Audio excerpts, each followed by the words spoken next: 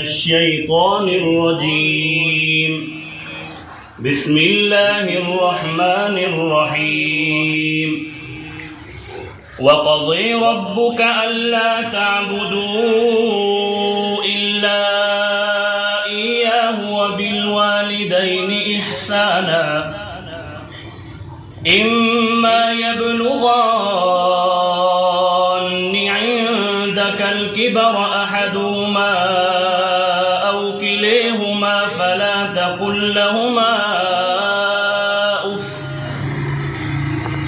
تقل لهما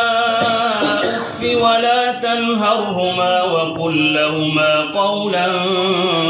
كريما واخفض لهما جناح الذل من الرحمة وقل رب ارحمهما كما ربياني صغيرا ربكم أعلم بما في نفوسكم إن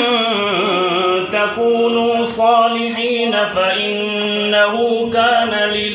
للأوابين غفورا وآت ذا القرب حقه والمسكين وابن السبيل ولا تبذر تبذيرا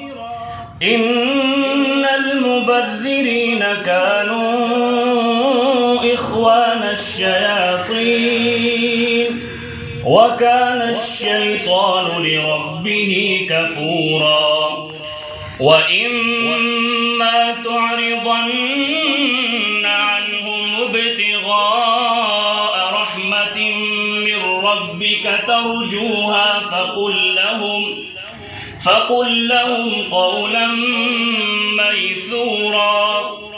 ولا تجعل يدك مغلولة إلى عنقك ولا تبسطها كل البسط فتقعد ملوما محسورا إن ربك يبسط الرزق لمن يشاء ويقدر إنه كان بعباده خبيرا بصيرا.